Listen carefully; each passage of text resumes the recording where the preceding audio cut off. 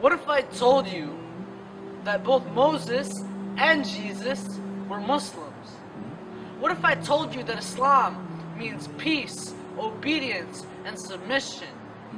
What if I told you that this life is just a test and Islam is just a continuation of Christianity and Judaism? After all, the Virgin Mary did in fact wear a veil. And yes, Muslims do believe in biblical stories such as Jonah and the whale. What if I told you that according to the Bible, Jesus had fair skin, he wasn't white nor was he pale, and that the true faith of Jesus will prevail?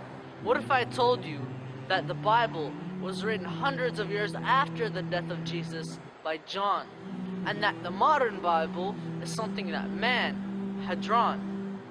What if I told you that Muslims greet each other by wishing peace upon one another, and that our women are not oppressed? We actually believe that heaven lies underneath the feet of one's mother, and that whoever you are, or wherever you come from, if you share my faith, I shall treat and address you as my sister or my brother, because Islam doesn't tell you to be a hater, it teaches you to be a lover.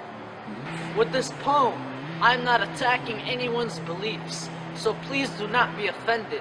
These are the views of me and my fellow Muslims. See, we believe that with Islam, the religions of the book have been extended, and with Muhammad being the seal of messengers, the prophecies have ended. See, we believe that Jesus was never crucified. God had replaced him with a lookalike in the eyes who had pretended. Think about it. If Jesus died for your sins, then shouldn't your life be guilt-free and splendid? If that was the case, you would never be held accountable for anything you did in this life, which poses the question, what is the purpose of this life but a test? There is something that you must take in and understand. Jesus is not God, he is a man. See, Jesus never said to worship him. That is something that he would have hated and despised.